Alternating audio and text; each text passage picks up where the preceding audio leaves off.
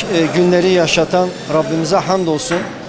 Ben öncelikle tüm İslam aleminin başta mazlum coğrafyalarda yaşayan mazlumların, mustazafların bayramlarını tebrik ediyorum. Rabbim hayır, afiyet ve selamet vermesini dilerim. Umut Kervanı olarak başlatmış olduğumuz bu kurban çalışmalarının ikinci gündeyiz. Allah'a hamdolsun tüm üye ve gönüllerimizle birlikte bu çalışmayı coşkulu bir şekilde, heyecanlı bir şekilde ve güzel bir şekilde yapmaya çalışıyoruz. Başta bizlere vekaletlerini veren tüm hayırsever bağışçılarımızın da Kurban Bayramı'nı tebrik eder.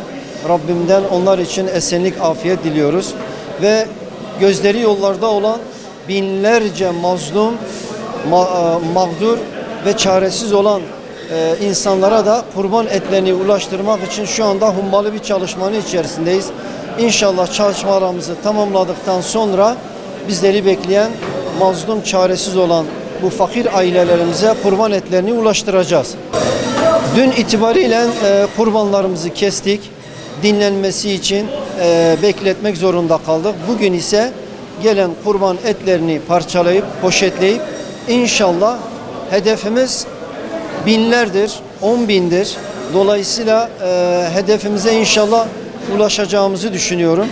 Zira bağışçılarımızın, hayırseverlerimizin teveccühüyle birlikte bizlere verdikleri bu vekaletleri inşallah gözleri yollarda olan, umutla bekleyen tüm mazlumlara, mağdur ve çaresiz olan ailelerimize inşallah bugünden başlamak suretiyle bayramın 4.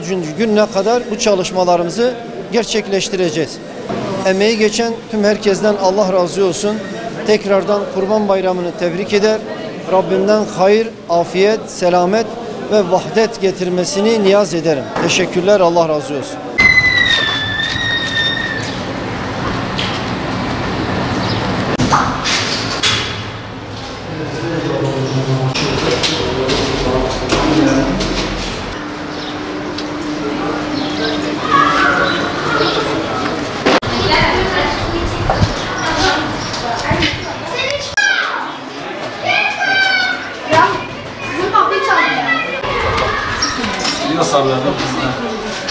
Yok abi biz Umut Kervan'dan geliyoruz. Sizin kurban etinizi getirmiş kaldım.